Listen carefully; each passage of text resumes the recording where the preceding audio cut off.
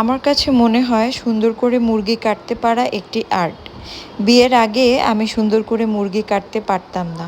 আর যখন একটু একটু করে মুরগি কাটা শিখেছি, তখন রান্না করার আগ থেকে খাবারের আগ পর্যন্ত হাত ধুতে ধুতেই অবস্থা খারাপ হয়ে যেত। আমার অনেক ঘৃণা লাগতো। যেদিন আমি মুরগি কাটতাম, সেদিন ওই তরকারি খেতে পারি না এরকম বললেই চলে। কিন্তু এখন আসলে সময়ের সাথে সাথে সব কিছুই পরিবর্তন হয়ে গেছে। এখন আর এগুলো কিছুই মনে হয় না। আমিও অনেক সময় মুরগি কাটি, আবার যখন রুবি আপা থাকে রুবি আপাকে দিয়ে কাটাই। আসলে সুন্দর করে মুরগি কাটতে পারাটাও একটি আর্ট। সুন্দর করে কেটে ধোয়াপালা করে গুছিয়ে নিয়ে রান্না, এই তো। আর রান্নার প্রতি আমার একটা সবসময় অন্যরকম আগ্রহ কাজ করে।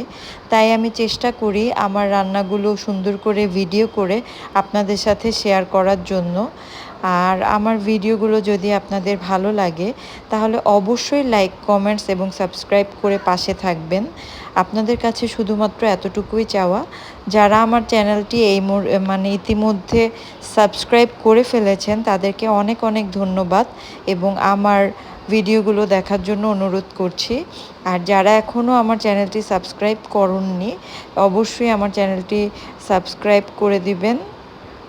এই তো রুবি আপা খুব সুন্দর করে মুরগিগুলো কাটছে, আর আমি দাঁড়িয়ে দাঁড়িয়ে ভিডিও করছিলাম। আপার কাজ কিন্তু অনেক সুন্দর, অনেক পরিষ্কার করে মুরগি কাটে। মুরগি কাটাটা যেমন সুন্দর হওয়া জরুরি, মুরগি ধোয়াটাও কিন্তু ঠিক তেমনি জরুরি। কারণ আমরা যদি মুরগিটা ভালো করে না ধুই, তাহলে কিন্তু মুরগির গায়ে গায়ে পশম লেগে থাকবে। আর তরকারি রান্না করার পর যদি সেই লোম আমরা দেখতে পাই, তাহলে কিন্তু অনেক খারাপ লাগে। আমি তো এর জন্য বাহিরের মোরগ পোলাও খাইই না। হোটেল থেকে কিনে আনা মোরগ পোলাও আমি কখনোই খাই না। কারণ এত এত মুরগিগুলো তারা ভালো করে ধোয় কিনা এটা নিয়ে আমার কনফিউশন আছে। এর জন্য আমি মোরগ পোলাওটা স্কিপ করি।